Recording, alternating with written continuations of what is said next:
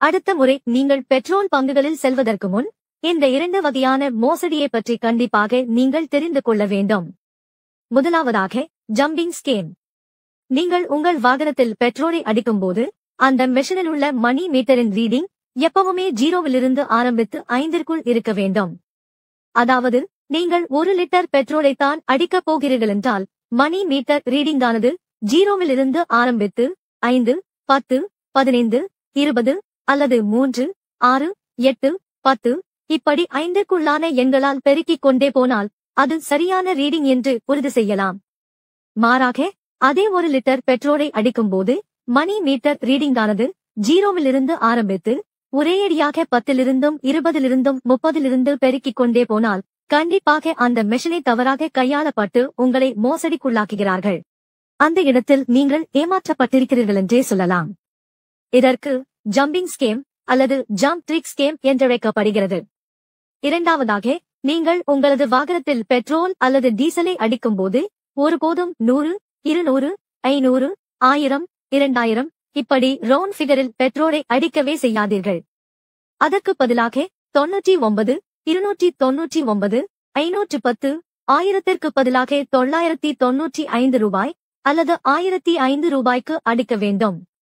இதற்கு காரணம், ஒரு சில பெட்ரோல் பங்குகளில் அந்த மெஷின்களில் ஒரு ஸ்டிப்பை பயன்படுத்தி 100, 200, 500 போன்ற ரூபாயை ஏற்கனவே நிர்ணயிக்கப்பட்டு அந்த மெஷினில் பொருத்தி வைப்பார்கள். இதனால் நீங்கள் ரவுண்ட் ஃபிகரில் பெட்ரோலை அடிக்கும்போது 3% வரைக்கும் பெட்ரோல் அல்லது டீசல் குறைவாகவே உங்களின் வாகனத்தில் செல்கிறது. அதனால் அடுத்த முறை உங்களின் வாகனத்தில் பெட்ரோல் அடிக்க செல்லும் போது இவ்விரு காரியங்களை கண்டிப்பாக பரிசோதிக்கவும்.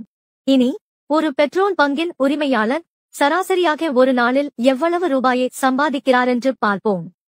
இதுவரைக்கும் நான் பெட்ரோல் பங்கில் கொடுக்கும் காசில் பாதி பணமும் பெட்ரோல் பங்கின் உரிமையாளருக்குத்தான் கிடைக்கும் என்று நம்பிக்கொண்டிருந்தேன். ஆனால் அப்படி ஏதுமில்லை என்று தற்போதுதான் புரிந்து கொண்டேன். அதாவது நாம் 1 லிட்டர் பெட்ரோலை நம்முடைய வாகனத்தில் அடிக்கும்போது அதிலிருந்து 3.9% ரூபாய் கமிஷனாக அந்த பெட்ரோல் பங்கின் உரிமையாளருக்கு கிடைக்கிறது. இன்றைய விலையுடன் ஒப்பிடும்போது 1 லிட்டருக்கு 103 ரூபாய். அதிலிருந்து 4 ரூபாய் கமிஷனாக கிடைக்கிறது. இதுவே டீசலாக இருந்தால் 2.9% கமிஷனாக கிடைக்கிறது. இன்றைய விலையுடன் ஒப்பிடும்போது 1 லிட்டருக்கு 95 ரூபாய். அதிலிருந்து 2.80 பைசா வரைக்கும் கிடைக்கிறது.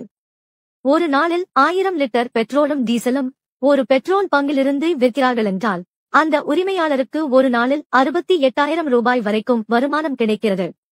அதாவது ஒரு மாதத்தில் 20,40,000 ரூபாய் வரைக்கும், ஒரு வருடத்தில் 2,44,00,000 ரூபாயும் சம்பாதிக்கிறார்.